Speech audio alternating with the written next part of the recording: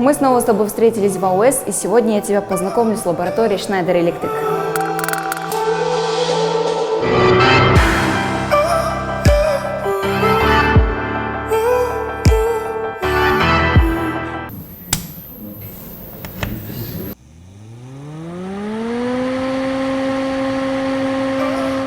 Что я сделала? Я подала управляющее воздействие на двигатель, который, к примеру, может открывать, закрывать заслонки, запускать конвейер, одним словом, автоматизация.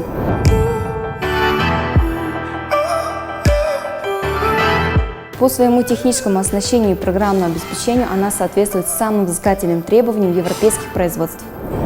Стоит отметить, что данная лаборатория является единственной не только в Казахстане, но и во всей Центральной Азии.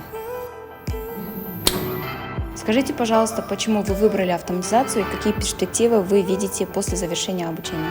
Всю свою школьную жизнь я увлекалась физикой и математикой, так как у меня более технический склад ума. Далее нам нужно было выбрать свой университет. Я думала насчет города Алматы и выбрала именно АОС. Было очень много профессий, но я всегда хотела быть инженером по автоматизации, и почему-то моя душа захотела именно автоматизации и управления. Как я вижу, перспективы моей специальности в том, что она сейчас в нынешнее время очень востребована, и по моей специальности высокое трудоустройство. Они говорят правду, ведь в пример можно привести нашего выпускника Зейна Назайбекова, который является начальником отдела автоматизации Schneider Electric всего Казахстана. Обучившись здесь, ты будешь востребован практически в любой отрасли, где есть автоматизация. Энергетика, нефть и газ, пищевая промышленность, машиностроение и так далее. Все, пока!